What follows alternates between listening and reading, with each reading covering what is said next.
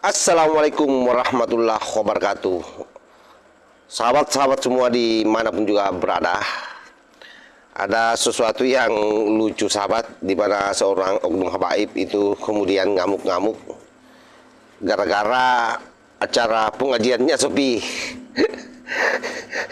Ini bukti nyata salah satu efek daripada diskursus nasab, di mana memang sebelumnya PCNU Solo Raya sudah mengeluarkan satu surat terhadap seluruh jajaran pengurus PCNU Solo Raya, termasuk di dalamnya adalah Ansor Banser, untuk tidak lagi memanggil ataupun terlibat di dalam acara-acara di mana di situ ada oknum habaib yang menjadi penceramahnya atau apapun juga acaranya.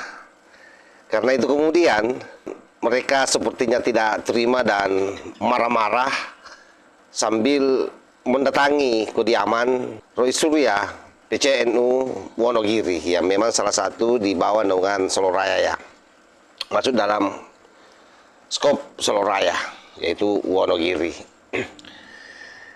Nah, tentu ini menjadi barometer yang konkret bahwa memang di kalangan Nahdlatul Ulama sendiri memang sudah banyak yang menerima ini, hanya saja ada yang masih segan-segan untuk bersikap.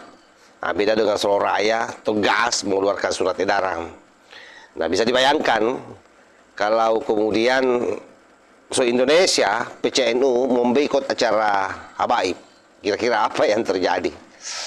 Maka boleh jadi dia akan angkat cover dari negeri ini, pergi ke negeri lain untuk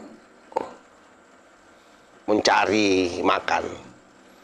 Nah, itulah efeknya kalau Anda main-main terhadap anak-anak Nusantara. Akhirnya yang terjadi adalah kalian sendiri mendapatkan ganjarannya. Sepi sahabat.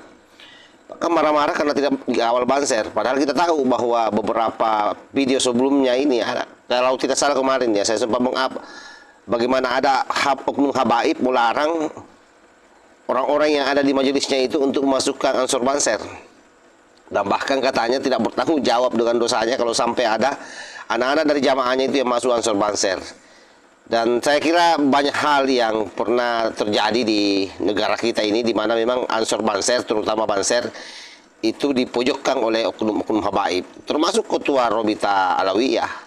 Ada satu pernyataan bagaimana dia menohok Banser yang jaga gereja, itu kan viral itu dan banyak videonya.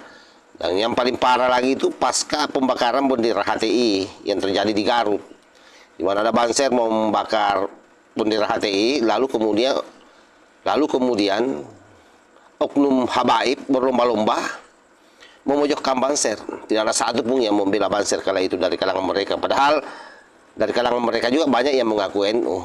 Nah, itu kan soal di situ.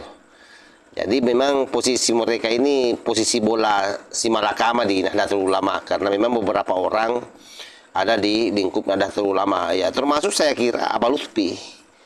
Beliau salah seorang pengurus di Nahdlatul Ulama pada lembaga Jatman, kan, ketuanya.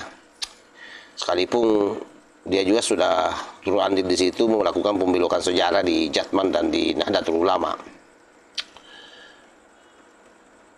Nah, bagaimana rekaman pembicaraan itu? Coba saya putarkan di sini.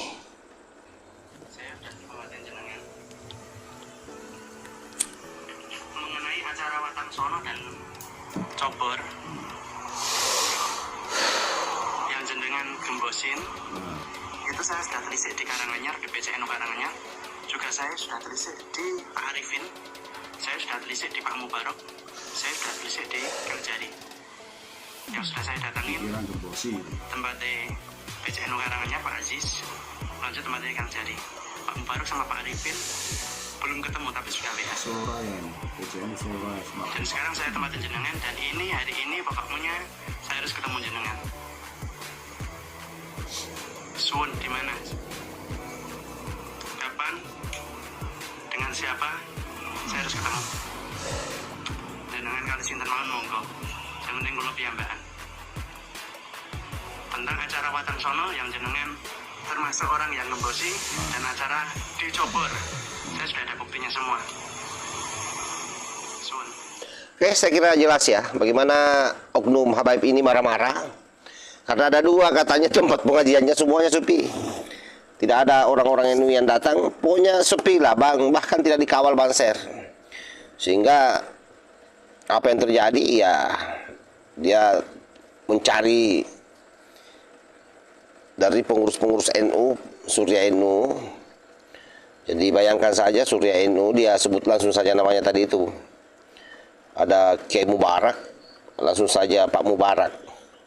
Nah, itu kan betapa kurang ajarnya itu mereka. Jadi hanya mereka yang mau dihargai, tapi mereka tidak pernah mau menghargai ulama-ulama kita. Itu repotnya. Jadi memang mestinya ini menjadi kesadaran kolektif. Orang-orang NU jangan lagi mendatangkan orang-orang seperti ini, habaib-habaib seperti ini, habaib-habaib kucluk. Maksud saya kan masih lebih banyak orang-orang NU sebenarnya yang memiliki pemahaman dan pengetahuan agama yang jauh lebih mumpuni ketimbang mereka. Kenapa bukan itu yang didatangkan, itu yang diundang? Jadi kalian memang yang selalu cari penyakit. Jadi sama saja kalau Anda mengundang virus atau memasukkan virus di rumah Anda dengan mendatangkan mereka. Karena faktanya itu yang terjadi hari ini.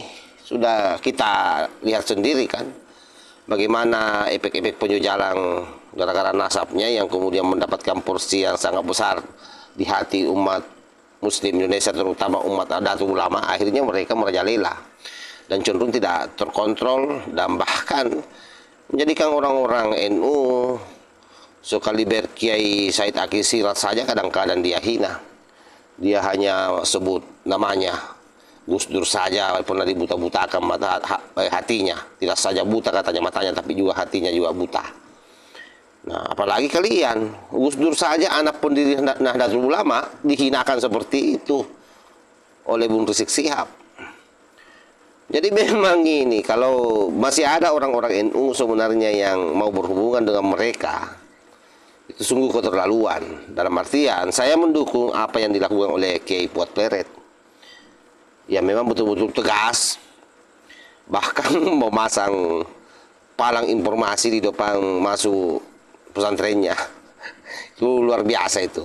Sekalipun menjadi kontroversi karena ada juga Kiai Hanang yang dari Madura yang berharap untuk Kiai Fuad selektif melihat habaib.